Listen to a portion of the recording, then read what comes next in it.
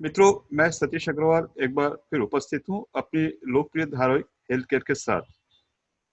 इस श्रृंखला के माध्यम से हम जो करंट टॉपिक्स होते हैं, ज्वलंत विषय होते हैं, उन पर संबंधित विशेषज्ञों को बुलाकर उनका मार्गदर्शन हासिल करते हैं। और जैसे कि हम सभी जानते हैं कि इस समय का जो सबसे ज्वलंत विषय है वो है कोविड बीमारी, और जिसकी हम सब लोग बड़ी बेसब्री से राह देख रहे थे, वो है कोविड का टीका यानी कोविड वैक्सीन। चैनल के प्रबंध संपादक डॉक्टर चंदुभाई सोजेतिया, इनका हमेशा से अनुरोध रहा है कि संबंधित विषयों पर इस विषय से विशेषज्ञों को बुलाकर उनका मार्गदर्शन हासिल किया जाए। और हम अपने आप को बड़ा सौभाग्यशाली मानते हैं कि आज इस संवेदनशील और ज्वलंत विषय पर मार्गदर्शन हेतु जिन विशेषज्ञों को हमने आमंत्रित किया है, उनका केवल नाम काफी है। अगर मैं कहूं कि हमारे साथ आज स्टूडियो में डॉक्टर नितिन जी शाह है, तो आप सब लोग चौंक जाएंगे। सर, स्टूडियो में आपका हार्दिक स्वागत है। नमस्कार। डॉक्टर नितिन जी शाह मुंबई स्थित हैं, वहाँ पर अपनी निजी चिकित्सा देते हैं, कई एक संस्थानों से जुड़े हैं, और जहाँ तक इनका संगठनों से जुड़ाव है, सेंट्रल आईपी यानी केंद्रीय आईपी में ये 2006 के अध्यक्ष रह चुके हैं। राष्ट्रीय अंतर्राष्ट्रीय स्तर पर इनकी काफी मान्यता है, और सिर्फ एक ही बात से इनका महत्व स्पष्ट हो जाता है कि इनकी बात को आधिकारिक रूप में लिया जाता है, अथॉरिटी रूप में लिया जाता है। जिस विषय पर ये बोलते हैं उसमें पूरी अथॉरिटी के साथ बोलते हैं। फिर भी इनका एक पसंदीदा विषय है, वो है वैक्सीन यानी टीका। कोविड विषय पर इन्होंने सोशल मीडिया में गाइडलाइंस की थी, जो काफी लोकप्रिय हुई है। सर, इस टीके के विषय में तो काफी कि कितने डोज हैं, कौन सी वैक्सीन कितने प्रकार के, काफी लोगों को पता है या सोशल मीडिया पे आता है। डॉक्टर चंदुभाई सोजेती का ये आग्रह था कि आपसे हम उन विषयों पर बात करें जिनके बारे में जन सामान्य में या तो भ्रम है या सोशल मीडिया द्वारा कुछ भ्रांतियां फैलाई गई है। जी, जैसे कि ज़रूर। एक सबसे बड़ी भ्रांति है कि अब जबकि ये जो बीमारी है, कोरोना बोलो या कोविड बोलो, तकरीबन 1 साल पुरानी है, और उसी पर इतनी जल्दी टीका कैसे आ गया है? जबकि आमतौर पर टीके को जिस तरह से फेजेस में जाता है तो कई वर्ष लग जाते हैं। जी, तो ये तो कहाँ तक ये सही है एक कि टीका अपना उपयोगी पड़ेगा? बिल्कुल। तो एक तो ये बहुत अहम सवाल है कि कोई भी वैक्सीन जब 10, 12, 20 साल लगता है, तो 1 साल में कैसे आ गया? उसके 2 कारण हैं। एक तो ये जो भी वैक्सीन अभी जो उपलब्ध है, वो वैक्सीन की टेक्नोलॉजी जो है वो नई नहीं है। वो ऑलरेडी बाकी सब वैक्सीन में टेस्ट की हुई है। तो अपने पास एक बैकग्राउंड रेडी था, प्लेटफ़ॉर्म रेडी था। हमको खाली उसके ऊपर जो वैक्सीन बनानी थी, वो जो जर्म्स है या वर्म्स है या जंतु है, उसको खाली चेंज करना था। तो जैसे अभी सीरम इंस्टीट्यूट की वैक्सीन की बात करें, तो उन्होंने ऑलरेडी सार्स, मर्स, एबोला, ये सब वायरसेस के ऊपर सेम टाइप का एडिनो वायरस का जो रिकॉम्बिनेंट वैक्सीन बनाया है, वो उन्होंने ऑलरेडी प्लेटफॉर्म बनाया हुआ था। तो उनको खाली ये सार्स, मर्स, एबोला की जगह पे अभी कोविड वायरस डाल के उसका वैक्सीन बनाना था। तो इसलिए वो एक आसान हो गया कि तकनीक जो होती ऑलरेडी कंपनियों के पास मौजूद थी। वैसे ही जो एमआरएनए वैक्सीन के बारे में आप सुन रहे हो, वो एमआरएनए भी फिलहाल ह्यूमन के लिए पहली बार ये वैक्सीन बनाया गया है और अभी यूज किया गया है, लेकिन इसकी जो तकनीकी जानकारी है, करीबन गए 5 से 10 साल से इसके ऊपर रिसर्च चल रही थी, तो एक मौका मिल गया कि इसकी भी वैक्सीन बन गई। तीसरी बात रहेगी कि जो लाइसेंसिंग अथॉरिटी है, जो आम तौर पे अगर आप कोई बीमारी पे वैक्सीन बनाते हो, जिसमें आपको कोई अर्जेंसी नहीं है, तो लाइसेंसिंग आराम से होता है, उसकी पूरी छानबीन होती है, उसमें कई साल लग जाते हैं, कंपनी भी अपने आराम से ढंग से उसकी रिसर्च की प्रक्रिया जारी रखते हैं, तो कम से कम 5 से 10 साल लग जाता है। लेकिन क्योंकि इसमें भारी मात्रा में लोग बीमार होते थे और कितने लोगों की मृत्यु हो गई है, तो एक अर्जेंसी थी कि इस वायरस को काबू में लाने के लिए इस पे वैक्सीन बनाए, जिससे हम रोकथाम कर सकते हैं। इसीलिए जो लाइसेंसिंग अथॉरिटी है, जिन्होंने इनको फेज 1 पहले एनिमल स्टडी से phase 1, phase 1 two phase 2, phase 2 two phase 3 study जो होती है, वो उन्होंने उनको लाइसेंस फटाफट देने से अपने पास 1 साल के अंदर ये सब वैक्सीन उपलब्ध हो गई है। तो ये मैं कहना चाहता हूँ कि जो भी वैक्सीन लाइसेंस है, करीब समझो 7 से 8 वैक्सीन आज पूरे विश्व में ऑलरेडी लाइसेंस है, उसमें से 2 आपको मालूम है इमरजेंसी यूज ऑथराइजेशन जिसको बोलते हैं, इंडिया में भी दिया गया है। ये सब वैक्सीन टेस्टेड है, टाइम टेस्टेड है, प्रूवन है, सेफ्टी भी प्रूवन है, एफिकेसी भी प्रूवन है, तो उसमें कोई संदेह नहीं है कि ये वैक्सीन काम करेगी। कितने साल करेगी, कितने पैदान में तैनात पे करेगी, वो एक विषय है, लेकिन वो करेगी, ये मेरा मानना है, और ये सब साइंटिस्ट का मानना है कि ये जरूर काम करेगी। मैं तो वैक्सीन या टीके की जिसकी हम बात कर रहे हैं, उसका मतलब ये हुआ कि ये वो जंतु या उसका भाग लेकर शरीर में प्रवेश किया जाता है, और उसके जी, अगेंस्ट में एंटीबॉडीज तैयार होती है। तो वो जंतु जब फिर से जी, शरीर में प्रवेश करता है, तो जो तैयार एंटीबॉडीज उसका बचाव करती है। ये उसका मुख्य बिल्कुल। उद्देश्य है। क्योंकि अगर वो जंतु जाता है तो शरीर में उसकी एंटीबॉडीज तैयार होगी, इसे हम नेचुरल एंटीबॉडीज कहते हैं। पर ये कितने हद तक के सही सिद्ध होगी, जैसा सर ने बताया कि ये बीमारी इतने बड़े पैमाने पर फैली, पूरे विश्व में फैली और काफी लोग बीमार हैं और उसमें बहुत सारे लोगों की मृत्यु भी हो गई है। तो ऐसा जी मानना हो कि नेचुरल एंटीबॉडी शायद उतनी इफेक्टिव नहीं है जितनी इस टीके के बाद में होगी। सर मेरा नहीं, दूसरा सवाल उसमें इसी से एक मिलता एक जुलता है। और जी सर। उसमें है डॉक्टर सतीश जी जी कि जी। अब जब आप कोई नेचुरल इन्फेक्शन से आप गुजरते हो और एंटीबॉडी बनता है, तो आप उसकी बीमारी से आप संक्रमित होते हो सकता है आपको बीमारी ज्यादा पैमाने में हो, आपको कोई तकलीफ ज्यादा हो, आपकी मृत्यु भी हो सकती है। जबकि वैक्सीन जो वही काम करता है, लेकिन आपको उसकी बीमारी के लक्षण नहीं दिखते हैं।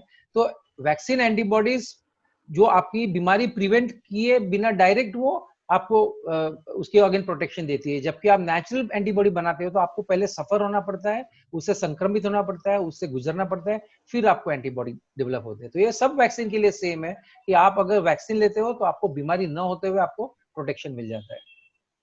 बिल्कुल सर, तो मुझे ऐसा सीधे शब्दों में समझूं तो वैक्सीन भी एक तरह की बीमारी न करते उसके वजह से एंटीबॉडी तैयार करें वैक्सीन के बिल्कुल द्वारा। बिल्कुल तो बिल्कुल। सर इसी से एक मिलता जुलता सवाल जो जनसामान्य में है कि ऐसा माना गया है कि क्योंकि अभी जिससे सोशल मीडिया का प्रचार हुआ तो इस बीमारी के बारे में मैं शायद पहली बार सुना कि काफी लोगों को इस तरह काफी जानकारी हो गई है। आइसोलेशन, क्वारंटाइन, एंटीबॉडीज, इम्यूनिटी, ऐसे शब्द लोगों को पता चल गए हैं। जी। तो ऐसा माना गया है कि इसमें असिम्प्टोमेटिक जो करियर होते हैं वो 85% करीब में होते हैं कि जिनको इन्फेक्शन हो हम्म गया लेकिन लक्षण नहीं दिखाई दिए हो। तो हम्म। ऐसी अवस्था में जबकि बहुत सारी पॉपुलेशन को ये बीमारी हो गई है या हो चुकी होगी जिससे हमें पता नहीं है, तो ऐसे समय उनके अंदर तो एंटीबॉडीज तैयार हो गई होगी। उस समय में हम ये वैक्सीन या टीका देंगे तो इसका क्या फायदा होगा? करेक्ट। तो पहले तो आप समझिए कि जो जिसको खांसी बुखार सिम्टम आता है वो अपनी टेस्ट कराता है। यहाँ जो अगर कोई पेशेंट है जिसका टेस्ट पॉजिटिव आया है, उसके करीब में जो कॉन्टैक्ट्स है उनकी टेस्ट होती है। उनको सिम्टम हो या ना हो फिर भी उनकी टेस्ट होती है। तो ऐसे अराउंड पूरे विश्व भर में 7 से 8 करोड़ केसेस अपने पाए गए जिसकी टेस्ट हुई है। और मे भी समझो आप उससे 10-20 गुना ज्यादा लोगों को हो सकता है कि उनके जानकारी के बिना उनको संक्रमित हो गए हैं और उनको ऑलरेडी इन्फेक्शन हो गया है। अगर आप भारत की बात ले तो भारत में आज तक में समझो 1 करोड़ लोगों की टेस्ट पॉजिटिव आई है। तो समझिए आपकी 20 करोड़ लोगों को शायद अपने आप हो भी गया रहेगा। तो भी 120 करोड़ की आबादी में अगर आप 20 करोड़ जन को हो गई है तो एवरी 6 में से 1% को ये बीमारी हो गई है और उसको शायद एंटीबॉडी हुआ रहेगा। प्लस ये एंटीबॉडी ऐसा है कि अगर आपको बीमारी का लक्षण ज्यादा दिखे है, आपको सीवियरिटी ज्यादा है, तो आपकी एंटीबॉडी बनने की प्रभावना भी ज्यादा होती है। अगर आप एसिम्प्टोमेटिक रहे तो शायद हो सकता है कि आपको या तो एंटीबॉडी ना बने या उसकी कमी मात्रा में बने, जिसकी प्रोटेक्शन आपको कितने लंबे तक चलेगी ये पता नहीं है। और तीसरी बात यह है कि हम जिसको कम्युनिटी इम्यूनिटी बोलते हैं या हर्ड इम्यूनिटी बोलते हैं, आप जब 60 से 70% कोई भी पॉपुलेशन अगर इन्फेक्ट हो गई है और उसको ऑलरेडी एंटीबॉडी डेवलप हो गए हैं, तो वो ये बीमारी अपने आप काबू में आ सकती है। लेकिन जैसे मैंने बताया आज अपने देश में 120 करोड़ की आबादी से 1 करोड़ टेस्ट पॉजिटिव हुई है। और अगर आप मान लिए कि और 20 करोड़ को भी हो गए तो भी वो 15% से कम पॉपुलेशन को ऑलरेडी इन्फेक्शन हुआ है। 60% पोते पोते तो 5 साल निकल जाएगा, उसने में कितने लोगों को बीमारी हो जाएगी, कितने हॉस्पिटल में बेड नहीं मिलेंगे, कि कईयों की मृत्यु हो जाएगी। ये इसलिए हम कम्युनिटी इम्यूनिटी या हर्ड इम्यूनिटी नेचुरली बनने से तब तक उसका इंतजार नहीं कर सकते हैं। अगर आपको पास वैक्सीन नहीं है तो आपको चारा नहीं है। जब आपके पास वैक्सीन आ गई है तो आप 50-60% पॉपुलेशन को अगर वैक्सीन दे पाते हो तो आप बीमारी पे जल्दी से काबू ला पाएंगे, जिससे आपकी इकोनॉमी सुधर सकती है, आपकी सोशल लाइफ सुधर सकती है, आपकी मृत्यु दर सुधर सकता है, आपको बीमारी न होने से आपकी स्वास्थ्य सुधर सकती है, आपकी हॉस्पिटल पे जो दबाव है अभी बेड के लिए वो कम हो सकता है। तो हर तरीके से वैक्सीन देना बहुत जरूरी है। साथ में इंडिविजुअल का या कम्युनिटी का विश्वास भी बढ़ेगा, उनका आत्मविश्वास भी बढ़ेगा कि आज हम लोग जो बाहर जाने में डर रहे हैं, बातचीत करने में डर रहे हैं, तो एक हमारे अंदर कॉन्फिडेंस भी बढ़ेगा। जी। सर और इसी दूसरी बात एक को। बात मैं कहना जी सर। चाहूंगा कि जी सर। एक एक व्यक्ति को अगर नेचुरल इन्फेक्शन हो गया और उसके शरीर में एंटीबॉडी डेवलप हो गई है, पहले तो वो एंटीबॉडी टेस्ट नहीं करता है। ऐसा जरूरी नहीं है कि हर एक जन को संक्रमित हो गया उसको एंटीबॉडी हो गई। अच्छा, होने के बाद वो कितने महीने तक टिकेंगे ये मालूम नहीं है। कोई कोई स्टडी में बताया गया कि 3-6 महीने के बाद में नेचुरल एंटीबॉडी कम हो जाते हैं। तो इस चीज से, और प्लस आप सोचिए जब आपको समझो 60-70-80% पॉपुलेशन को वैक्सीन देना है, आप हर एक की तो एंटीबॉडी टेस्ट करने वाले नहीं है, वो पॉसिबल नहीं है, इतने मात्रा में अपने पास टेस्ट की अवेलेबिलिटी भी नहीं है, उसमें टाइम भी लग जाएगा। इसीलिए गवर्नमेंट की मुहिम में ये बहुत क्लियर कहा गया है कि आपको आगे संक्रमित हुए हो ना हो, इन्फेक्शन हुआ ना हो, आप वैक्सीन ले सकते हैं और आपने वैक्सीन लेना है। तो अभी हमको ये मोड से चेंज होना है कि हम इन्फेक्शन टेस्टिंग, ट्रीटिंग वो चालू रहेगा, लेकिन वैक्सीनेशन पे ज्यादा जोर देके ज्यादा से ज्यादा लोगों तक हम वैक्सीन पहुंचाएंगे, सो दैट हम ये बीमारी पे जल्दी से जल्दी काबू ला सकते हैं। दर्शकों में आपकी सूचना बता दूं कि जब भी हमारे शरीर में कोई जंतु प्रवेश करता है तो हमारी बॉडी की जो सुरक्षा व्यवस्था इस तरह की है कि उस जंतु को, जहां हमारे सेफ्टी मेजर्स होते हैं, सुरक्षा यंत्र होते हैं, पहले वो अपनी तरफ से काबू करने की कोशिश करते हैं। अगर उन्हें पता चला कि ये जंतु नया है तो उसके विरुद्ध में एंटीबायोटिक तैयार करते हैं, जिसकी सर चर्चा कर रहे हैं। इसे हम नेचुरल एंटीबॉडीज कहते हैं। जहां तक कोरोना या कोविड का सवाल उठा है, तो जैसा पहला प्रश्न था कि बीमारी नहीं है, पता नहीं था कैसे हो, एंटीबॉडीज जो तैयार हो रही उसके बारे में सर कह रहे हैं उसका भी पता नहीं है, कितनी तैयार हो रही, कितने दिनों तक ये अपने काम करेगी, ये भी पता नहीं है।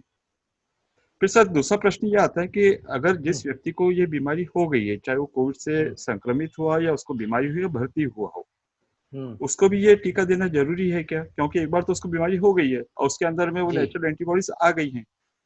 जी। तो पहले जैसे मैंने बताया कि हर व्यक्ति को नेचुरल एंटीबॉडी होगा ही, ये जरूरी नहीं है। दूसरा, वो कितने लंबे समय तक उसको प्रोटेक्शन देगा ये हमको पता नहीं है। तीसरी, हम हर एक व्यक्ति जिसकी नेचुरल इन्फेक्शन हुई है नहीं है उसकी एंटीबॉडी जांच करते बैठने के आज समय भी नहीं है।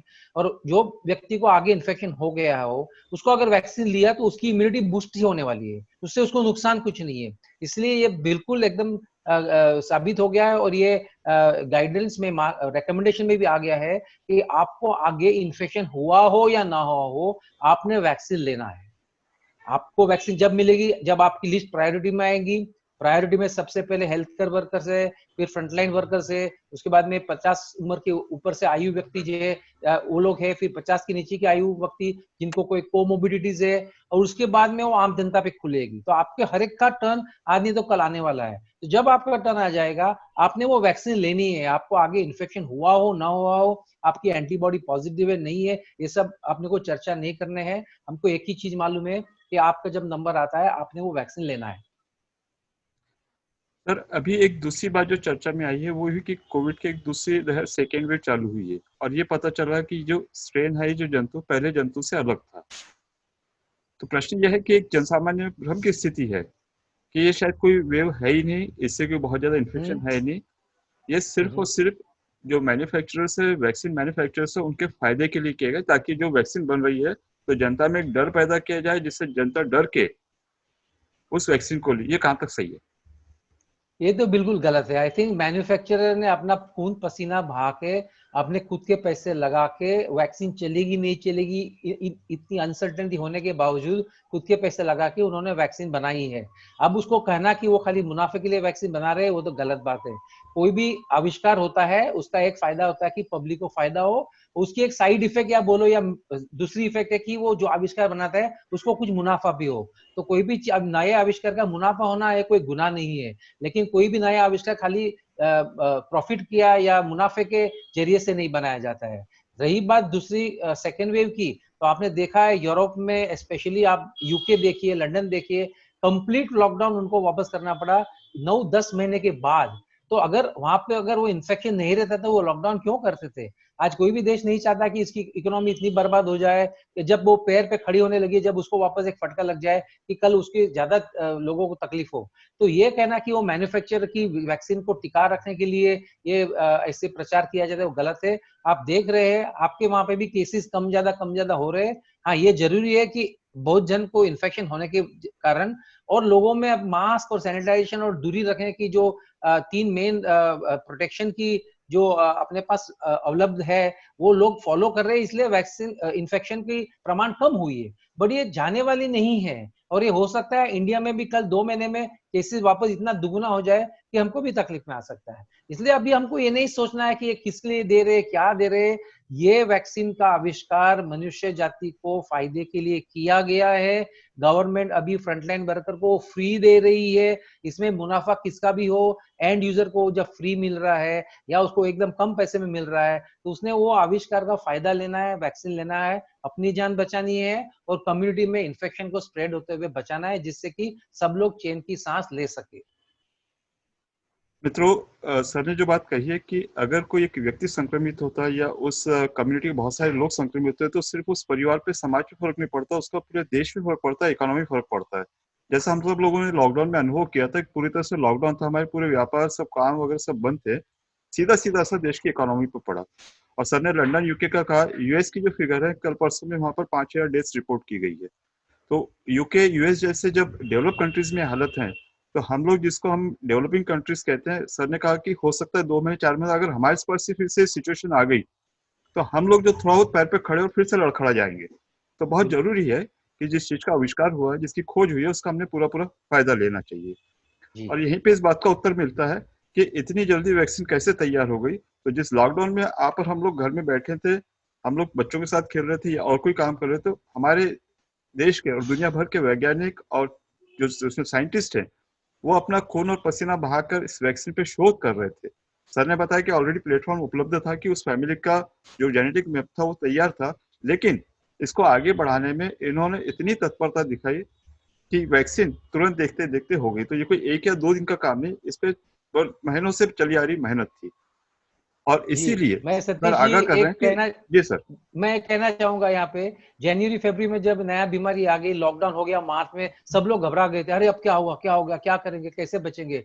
फिर अरे इसके ऊपर कोई वैक्सीन बनाओ, वैक्सीन बनाओ। फिर मार्च जून जुलाई जब तक मैं एकदम पीक पे था, अरे लोग मर रहे हैं, इतने हॉस्पिटल में बेड नहीं, हम क्या करेंगे, वैक्सीन क्यों नहीं आ रहा है, वैक्सीन क्यों नहीं आ रहा है। और जब दिसंबर में वैक्सीन आ गई तो सब लोग बोलते अरे इतनी जल्दी वैक्सीन कैसे आ गई, कैसे बना दी, कुछ बराबर तो है कि नहीं, सेफ्टी है कि नहीं, वो काम करेगी कि नहीं, मुनाफे के लिए बनाई है। आई थिंक ये बिल्कुल बेवजूद इल्जाम लगा रहे हैं, ऐसे कुछ बात नहीं है। उल्टा हमने उनको इनाम देना चाहिए जो कंपनियों ने अपना पैसा खुद लगा के वैक्सीन बनाया है। आप जो वैक्सीन आ गया है, आपके सुविधा के लिए, आपकी जान बचाने के लिए, आप उसका पूरा इस्तेमाल कीजिए, और आप उसके ना आप ही बचे, आपकी फैमिली को बचाए, आपके देश को बचाए।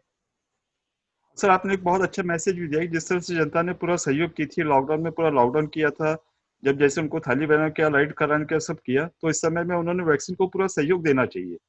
आप क्या कहेंगे हमारी जनता से, हमारे दर्शकों से?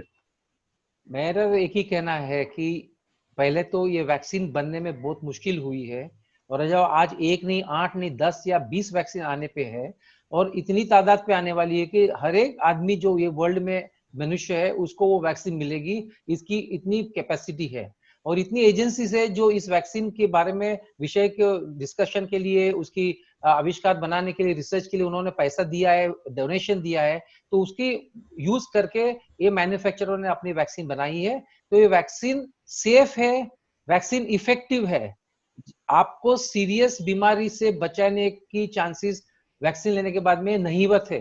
तो आप समझो 100% एफिकेसी अगेंस्ट सीवियर डिजीज या हॉस्पिटलाइजेशन, आपको हॉस्पिटल में दाखिल नहीं होना पड़े, आप वैक्सीन ले लेंगे तो। आपको अगर माइल्ड कफ कोल्ड फीवर हो गया वैक्सीन लेने के बावजूद, तो उससे कोई प्रॉब्लम नहीं है, लेकिन आपको सीरियस प्रॉब्लम नहीं आया तो आपके लिए वो बहुत बड़ा, और आपकी फैमिली के लिए वो बहुत बड़ा फायदेमंद है।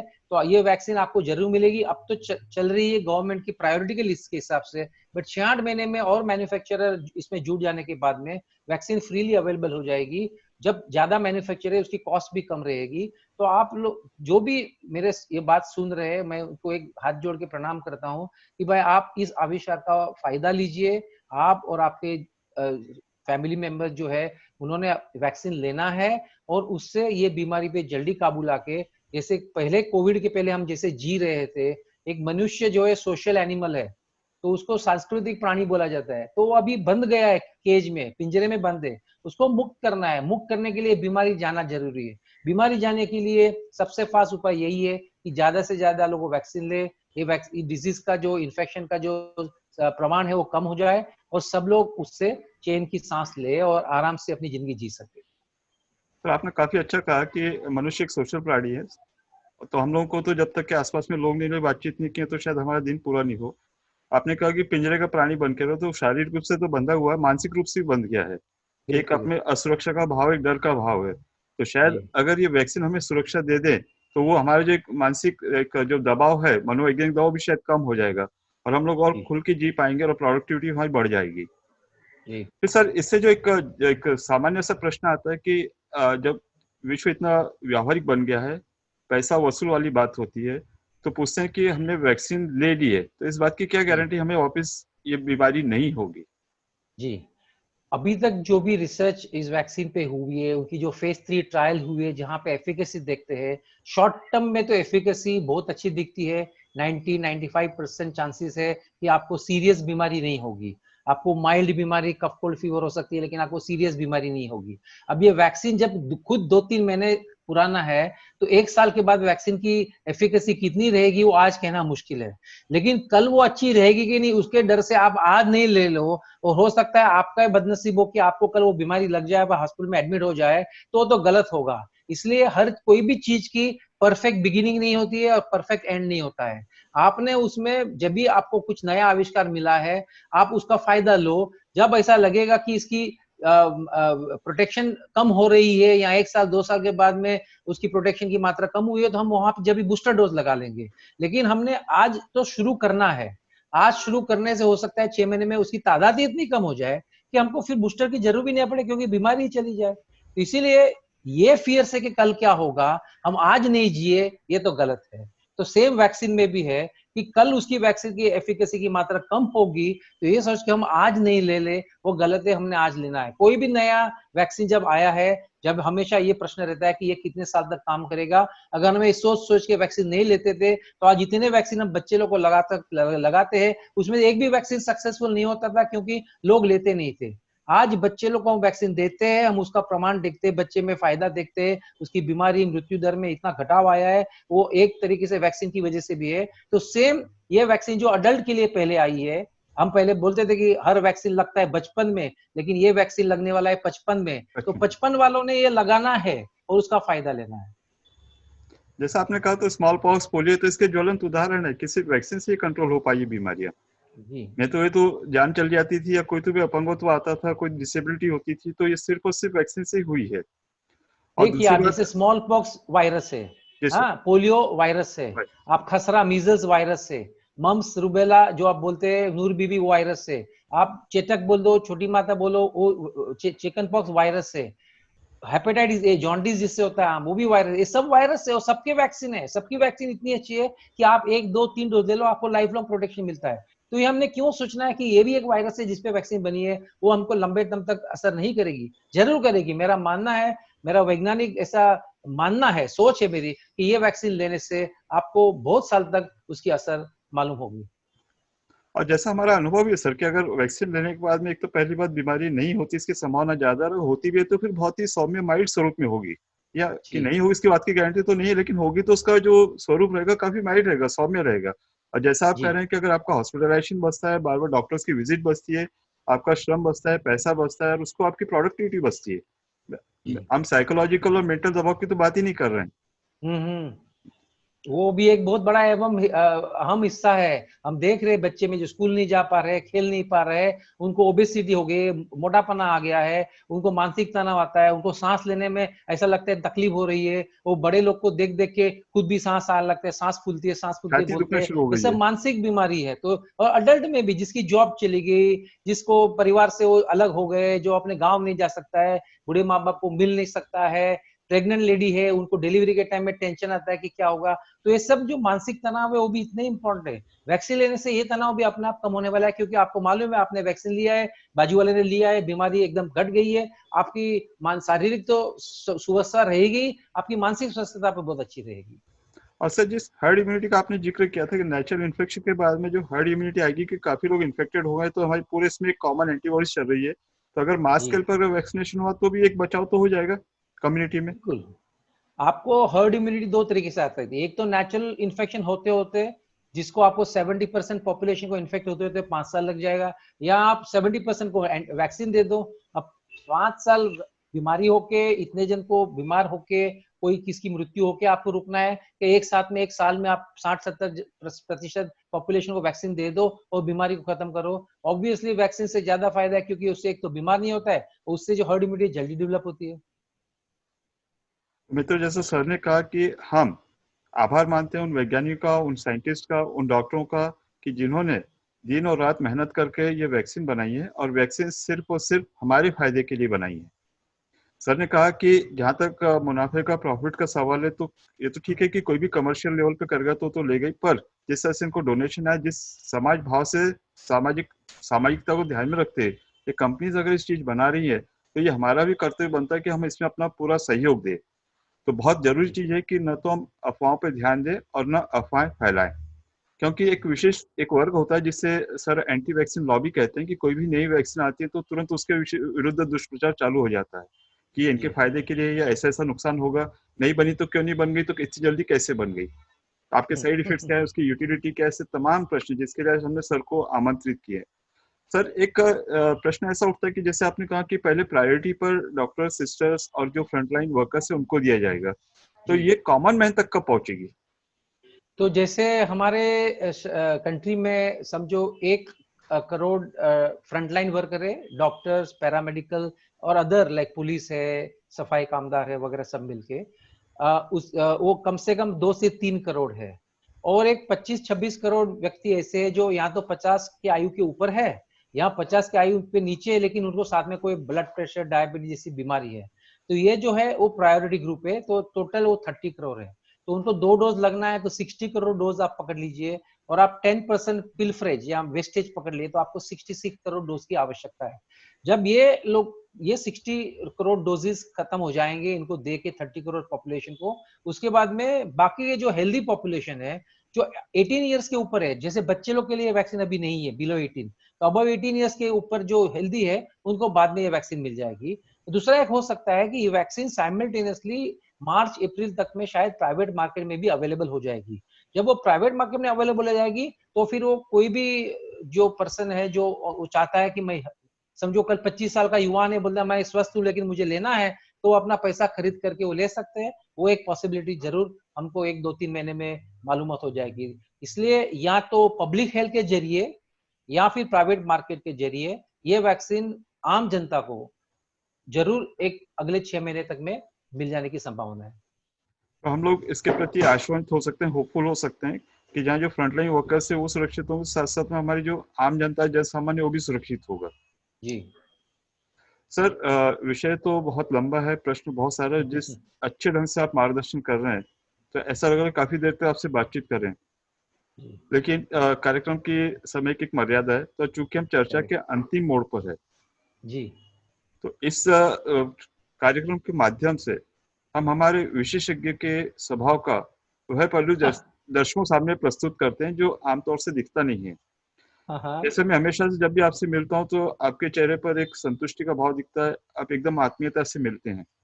और जैसा कि जी। जितने लोग आपको जानते हैं, आप कितना बिजी शेड्यूल होता है वो आप सभी को जानते हैं। कल जैसे आपका एक सेमिनार वेबिनार हुआ है, हाँ, तो इतना स्ट्रेसफुल बिजी शेड्यूल होने के बाद भी अब अपने आप को तनाव मुक्त कैसे रखते हैं? ये प्रश्न इसलिए भी कोई भी उपयुक्त है कि शायद ये आपका निजी प्रश्न हो, लेकिन ये बाकी लोगों के लिए प्रेरणादायक सिद्ध नहीं होगा। नहीं बिल्कुल नहीं, उसमें बेझिझक आप पूछिए, कोई प्रॉब्लम नहीं है उसमें, कोई इंडिविजुअल ऐसा नहीं है कोई। तो कोई भी व्यक्ति को तनाव मुक्त रहने के लिए वो जो अपना काम करता है वो काम पूरी लगाव के साथ करना चाहिए। He should enjoy the work. तो पहली बात है कि आई एंजॉय माई प्रोफेशन, मैं डॉक्टर हूँ, मैं डॉक्टरी कर रहा हूँ। आप नहीं मानेंगे, मैंने कोविड होने के बाद 60 ईयर्स की मेरी आयु है, लेकिन फिर भी कोविड होने मार्च से, जब से कोविड चल रहा है, जब से आज तक मैंने एक भी दिन मेरा क्लिनिक बंद नहीं रखा है, और एक भी दिन ऐसा नहीं हुआ है कि मैं हिंदुजा हॉस्पिटल जहाँ पे मैं काम कर रहा हूँ वहां नहीं गया हूँ। तो मैंने मेरा काम जारी रखा है भगवान के भरोसे, और सब दूरी रखना, सैनिटाइजर करना, मास्क पहनना वगैरह सब, फेस शील्ड पहनना, ये सब करके हुए, और भगवान की कृपा से आज तक मुझे कोविड नहीं हुआ है। तो मेरा यही मानना है कि अगर आप आपके प्रोफेशन की तरफ लगाव से रखते हो तो आपको भगवान जरूर हेल्प करता है। और दूसरा इंपॉर्टेंट है कि आप प्रोफेशन के उपरांत आपने एक हॉबी पालनी है, जिस हॉबी से आपको तनाव, जैसे रात को आप सोते हैं, आप वो हॉबी के लेके आप जो भी हॉबी करते हो, आप डांसिंग हो, सिंगिंग हो, वॉकिंग हो, जॉगिंग हो, बुक पढ़ाई हो, आप रामायण पढ़ो, महाभारत पढ़ो, आप फिल्म देखो, टीवी देखो, कुछ भी करो। जैसे मेरी पर्सनल एक बड़ी हॉबी है वो सिंगिंग है। अब मैंने क्यों ली, मैं कोई बड़ा सिंगर नहीं हूँ, आप मेरा सुनेंगे तो आप शायद भाग जाएंगे, लेकिन मुझे आनंद आता है, जो चीज से मुझे आनंद आता है मैं वो करता हूँ। दूसरा, मैंने इसलिए ये भी सिंगिंग चालू किया क्योंकि सिंगिंग करने से आपके फेफड़े की कैपेसिटी बढ़ती है। और कोविड में हमने देखा है जब निमोनिया होता है, एआरडीएस होता है, तो आपकी फेफड़े की कैपेसिटी ज्यादा रहेगी तो आपको इतनी कम तकलीफ होती है। तो दोनों तरीके से मैंने सिंगिंग को एक अपना हॉबी बनाया है, और मैं रोज देखता हूँ कि मैं 2 से 3 सॉन्ग जरूर मेरे मोबाइल पर रिकॉर्ड करता हूँ मेरे खुद के लिए। तो वो एक मेरा है कि मैं बिल्कुल मेरे प्रोफेशन से प्यार करता हूँ, और मैंने हॉबी पाल के रखी है जिससे मैं तनाव मुक्त रहता हूँ। सर अगर आप बुरा नहीं माने तो हम आपके मुंह से कम से कम 2 लाइन तो आपका गुनगुनाना सुनेंगे। अरे जरूर जरूर। चलिए कौन सा गीत सुना दूं आपको? सर मैं जानता हूँ आपको पुराने गाने काफी पसंद है। चलो एक वैसे वाला ले लेते हैं, चलो। जी सर। सांझ ढले गगन तले, सांझ ढले गगन तले, हम कितने एकाकी छोड़ चले नैनों को किरणों के पाखी, सांझ ढले। बहुत आह्लादिक एक सॉन्ग है जो आपको शाम को कैसे रिलैक्स होना आपको सिखा रहा है। सर बहुत ही मधुर गाना है, मेरा बड़ा पसंद का उत्सव फिल्म का गाना, वाडकर जी की आवाज जी में गाना है ये। और जी। जितने अच्छे ढंग से आपने गाया, ये गाना इतना इजी नहीं है गाना, मैं जानता हूँ इस बात को, जी तो मैं आपको इसके जी, लिए बधाई देता हूँ। और मित्रों, धन्यवाद। सर के बोलने से जो बात पता चली कि इनकी जो कर्मनिष्ठा है, कि अपने कर्म के प्रति जो इन्होंने निष्ठा बताई है, कि अगर आप किसी काम को पसंद करते हो आपको बोझ नहीं लगेगा और आप उसमें श्रम महसूस नहीं करेंगे। और दूसरी बात, इनकी जो ईश्वर निष्ठा, ईश्वर के प्रति जो इनकी निष्ठा है, कि इन्होंने हर बार भगवान के प्रति कृतज्ञता व्यक्त की है। तो ये ईश्वर निष्ठा केवल ईश्वर निष्ठा नहीं होती, आपके हर आत्मीय जन के प्रति एक निष्ठा होती है, चाहे आपके माता पिता हो, भाई बहन हो, या आपके आसपास के परिजन हो। तो ये एक बहुत बड़ी चीज है कि उस समय में आप अपने आप को अकेला महसूस नहीं करते हैं, बल्कि आप अपने आप को एक सबके साथ घिरा हुआ महसूस करते हैं। और फिर सर ने कहा कि इन्होंने जो हॉबी चुनी है वो इस तरह से चुनी है कि न केवल उनको तनाव मुक्त रखता है, शारीरिक रूप से स्वस्थ भी रखता है। तो सर इन सब चीजों के साथ में ये आपकी खूबी है। जिस तरह से आपने कैलकुलेशन करके बताया कि 66 लाख डोज लगेंगे, तो वो आपका होमवर्क बताता है, और इसीलिए बताता है कि आप इतने लोकप्रिय ट्रेनर क्यों हैं करके। जैसे मैंने पहले भी कहा था कि बातें बहुत ज्यादा करनी है, और आपसे बात करके बहुत अच्छा लग रहा है, इस बात को दर्शक लोग भी अनुभव कर रहे हैं। लेकिन चूंकि अब समय समाप्त होने का है, तो मित्रों, जिस चर्चा को, जिस बातचीत को हमने डॉक्टर नितिन शाह के साथ की, वो आपको कैसे लगी, इसका उल्लेख आप स्क्रीन पर दिखाए गए नंबर पर अवश्य करें। अब विदा का समय हो गया, इस आश्वासन के साथ कि अगले हफ्ते एक नए विषय पर एक नए एक्सपर्ट के साथ फिर बात होगी। सर, इतने अच्छे ढंग से आपने जो मार्गदर्शन किया है, तो आप हमसे वादा कीजिए कि अगली बार जब हम आपको आमंत्रित करें तो आप हमें फिर से अपनी सेवाएं देंगे। जरूर, और धन्यवाद, थैंक हाँ, यू। और हृदय से हम आपका आभार करते हैं। धन्यवाद, नमस्कार।